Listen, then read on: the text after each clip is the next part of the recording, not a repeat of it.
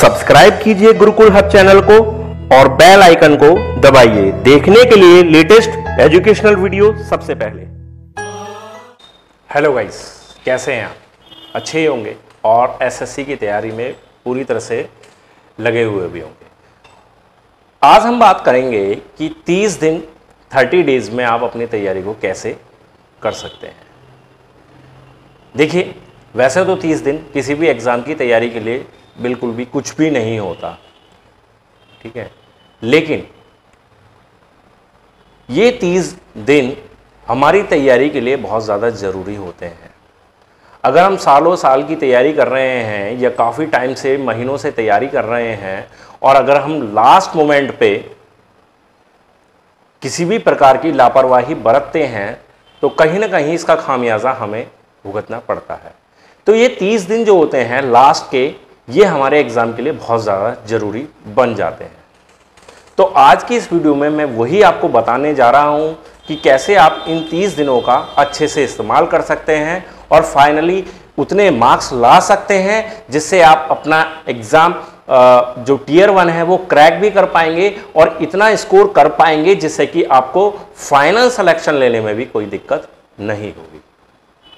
ठीक है, तो सबसे पहले बात करते हैं हमारे पेपर पैटर्न की। देखिए, हमारा जो पेपर पैटर्न है एसएससी सीजीएल 2017 का 100 क्वेश्चंस होंगे, 200 मार्क्स के क्वेश्चन होंगे, 2 मार्क्स का एक क्वेश्चन होगा, ठीक है, और 1/4 की नेगेटिव मार्किंग के साथ एग्जाम होगा।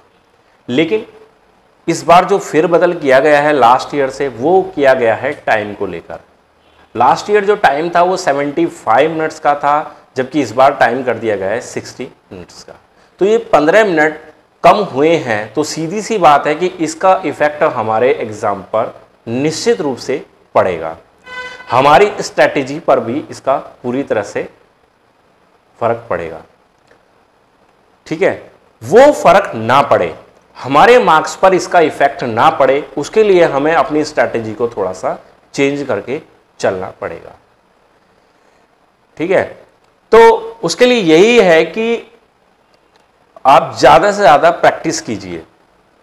ठीक है, देखिए, ऑनलाइन तो आप प्रैक्टिस कर रहे होंगे, ऑनलाइन आपने कोई ना कोई पैकेज ले रखा होगा। ठीक है, कोई और भी पैकेज होगा तो मैं वो भी आपको डिस्क्रिप्शन में उसका लिंक दे दूंगा, सजेस्ट कर दूंगा। ठीक है, लेकिन उसकी संभावना कम है कि अगर मिल पाएगा तो मैं आपको बता दूंगा। ठीक है, लेकिन उसके साथ साथ, ऑनलाइन के साथ साथ आप प्रैक्टिस पेपर ज़रूर करें।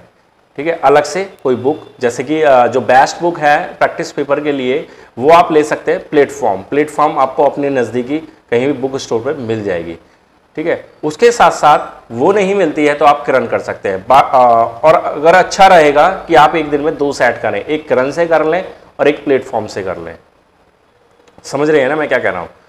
तो अगर आप डेली 2 सेट्स करेंगे तो वो आपके लिए बहुत ज़्यादा बेनिफिशियल रहेगा। और अपने टाइम को अगर आप सेट करते हैं बुक से, समझ रहे हैं जो मैं आपको बता रहा हूं, अगर उस सेट से आप सेट करते हैं तो आप अपने आप को टाइम देंगे मात्र 50 से 52 मिनट्स।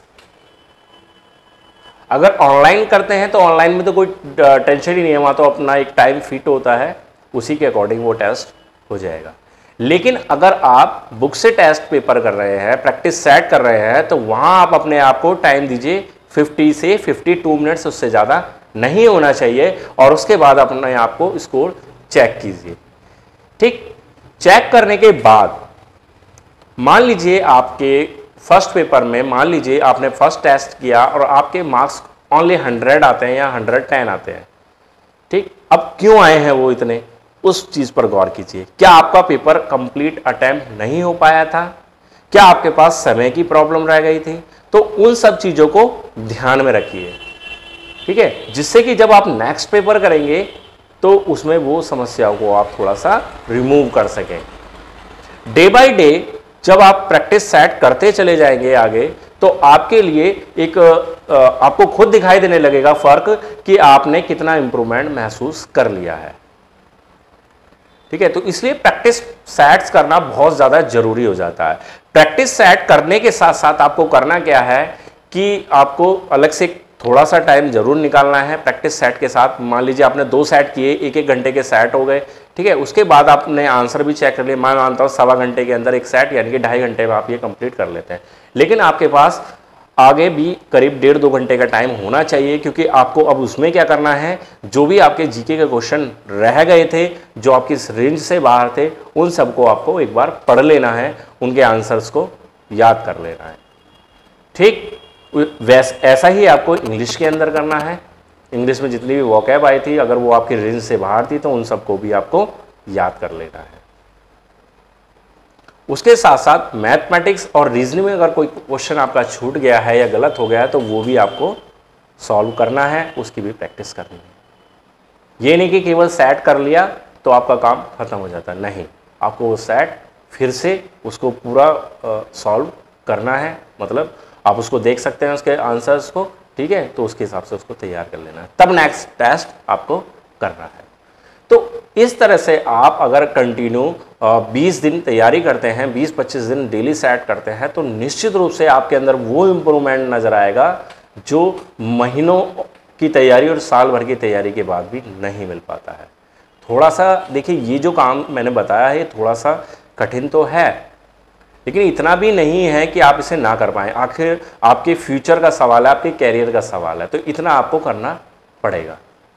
ये बेस्ट मेथड है किसी भी तैयारी को फाइनल टच देने का। सबसे बेस्ट मेथड समझता हूं मैं, अपनी तैयारी को बिल्कुल अंतिम टच देना है उसको, कि ठीक है, क्योंकि इतना समय होता नहीं कि मैं आपको कोई बुक सजेस्ट करूं, ठीक है, कि आप मैंने बताया किरण चैप्टर वाइज ले लो और आप 1 महीने में पूरी बुक पढ़ डालो, नहीं हो पाएगी। बहुत कोशिश करोगे तो भी पूरी बुक नहीं कर पाओगे, लिमिटेड क्वेश्चन ही कर पाओगे, ठीक है। दूसरी बात, सेट कर लिया आपने। मैंने आपको स्टार्टिंग में बताया था कि जब भी आप कोई भी बुक पढ़ रहे हैं, मैथमेटिक्स पढ़ रहे हैं, रीजनिंग पढ़ रहे हैं, तो वो आपको करना क्या था उसमें, कि आपको जो क्वेश्चन आते हैं वो करते जाना है, और एक अलग आपको एक सेट बनाते जाना है, या नोट्स कह सकते हैं, कि जो आपको क्वेश्चन परेशान करते हैं, या तो उसका नोट्स बना लीजिए या फिर उसके आप क्वेश्चंस को बुक में ही मार्क कर सकते हैं। तो उसके साथ साथ सेट के जो प्रैक्टिस सेट करना है, उसके साथ साथ आपको ये भी तैयारी करनी है कि जो क्वेश्चन आपको परेशान कर रहे थे उनका भी रिवीजन करना है, ठीक है। तो इस तरीके से आप अगर तैयारी करेंगे तो मैं मानता हूं कि ऐसा नहीं हो सकता कि आप 150-160 से कम का स्कोर ला पाए।